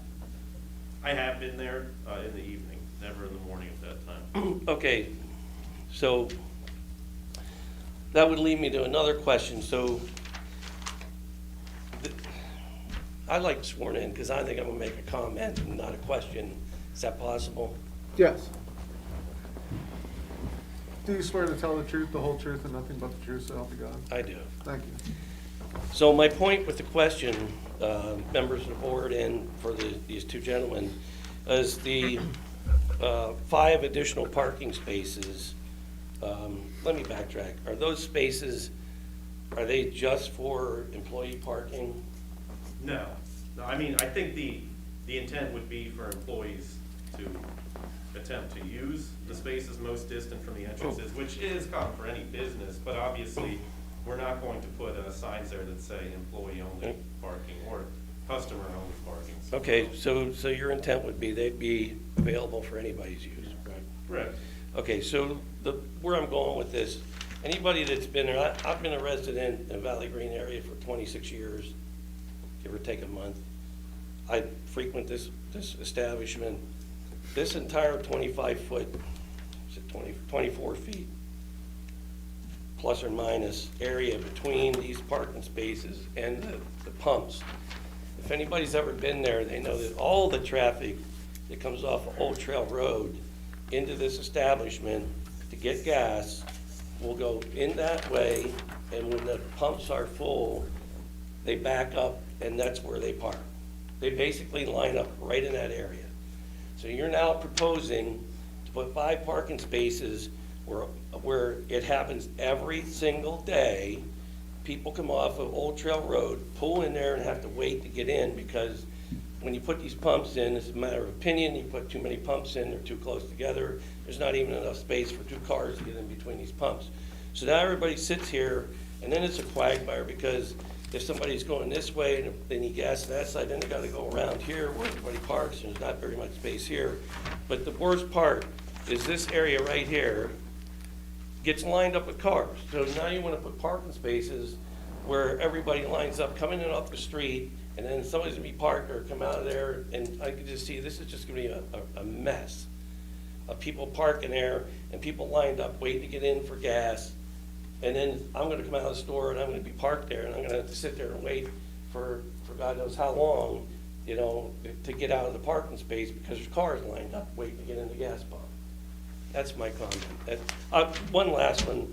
Moving and relocating the air station is a great idea because right now it's really in a bad area. It's right where the other drive entrance is. And it's, if somebody stops there to get air, it was a bad idea where it got put the last time, so this is an improvement. So I didn't have all bad comments. That's it. Thank you, sir.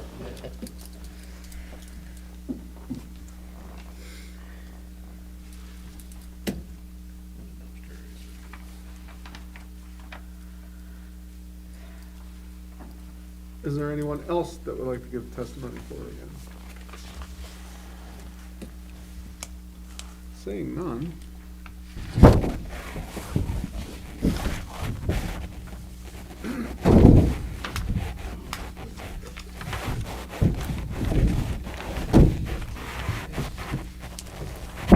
Sure, if you want to make a motion. I'll make a motion for executive session for a short time. For deliberation. I'll second that. I have a second. All those in favor say aye. Aye. Opposed, nay. Hearing none. The meeting is in recess.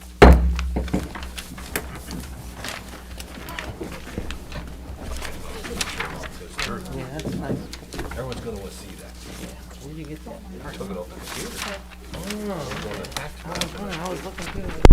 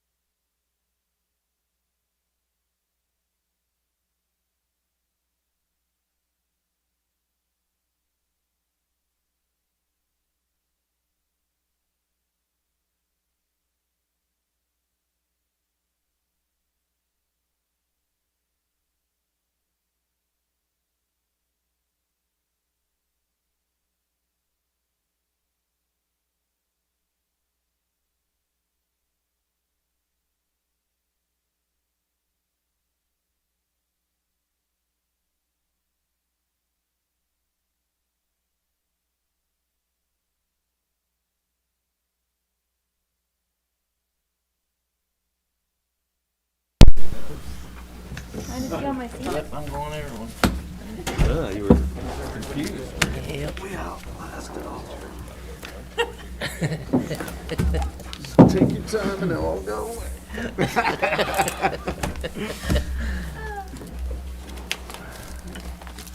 Call to order this meeting of the Newberry Township Zoning Hearing Board. All righty. Do we have a motion?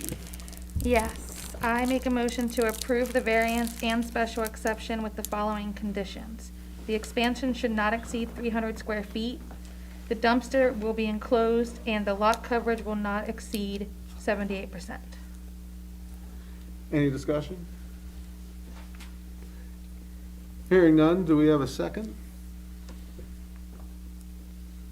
I second. We have a second. All those in favor say aye. Aye. Opposed, nay. Hearing none, the motion passes. Thank you. Thank you for your patience.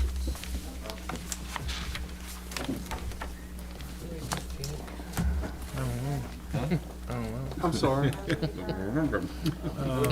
I'll make a motion.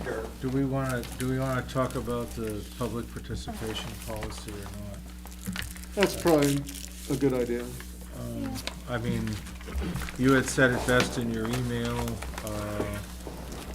about that. Hold on a second, she wants. Do you want this on record? It doesn't have to be. Just be discussion. It's just gonna be discussion. No, see, if you come back and you wanna make a vote on something, then we should go ahead. Let's just keep it on the record for the moment, just to be sure. All right. I don't know, the public participation policy, you basically had an open meeting tonight as it was. There's no reason not to continue them, but, you know, everything is spread out. It's just a matter of folks waiting in the hallway.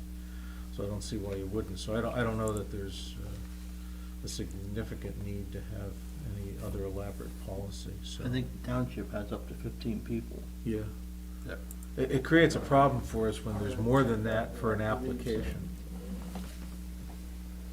Yeah, I think the way we've been doing business up to this point has worked out very well for us, so I don't see any reason to change anything unless anybody else has. Someone wants to come and participate in the hearing, then they can come. We have to keep the distancing, and that's what we'll do. We can't do the requirements that they have here for the planning commission, because we're not the same body, and we don't have the same requirements. The one that, let's see what it says here, where was it? Attendance on a first-come, first-served basis, no, no. It's a hearing. People have a right to be heard, they have a right to give testimony, they have a right to, it's called due process, to participate in that. So does that mean, and we've done it before with other hearings when there have been larger groups, they're spaced out in the hallway and they're waiting, the doors are open, and hopefully they can hear what's going on, and when the space allows it, then people come in and they substitute, and we keep our distance up here. So actually, you could probably fit a few more people in here as long as you keep the 6 foot, pull the tables up a little bit further. Might get a couple more chairs in. I think we take that as it comes. If we get too much and too many people at one time, then you can always continue the hearing to another date, and we find another location to do that. I've done that with very large municipal meetings in the past where the room is packed and you just can't fit everybody in. So Right. you say, well, we're going to local hall, fire hall, school, you know, et cetera, and you set it up and so that everybody can get in and space them out. So that's why we're a little bit different than our requirements for a hearing. So as long as they're going to continue to, posting it, I guess, and airing it on YouTube so people can see it. People want to send in their requirements and whatnot, then so be it. Questions, that is, not requirements, they're questions, then they can, but you have a hearing, it's advertised as a hearing, so they can show up. So we'll just have to deal with it when they come. So I don't see any reason to change anything now. You're basically up and running and back in business. Right. For now, and we'll just have to see what develops from month to month. I agree. So that's all I had on that. So no reason to really change anything else in the meantime. Any other comments? No? Nope, as long as we can follow the guidelines, do our spacing, everybody's masked, then we're in good shape. Right. All right, we have a motion. I'll make a motion to adjourn. Do we have a second? I'll second it. All those in favor say aye. Aye. Opposed? Hearing none, the meeting is adjourned. Time is valid. Come on, go.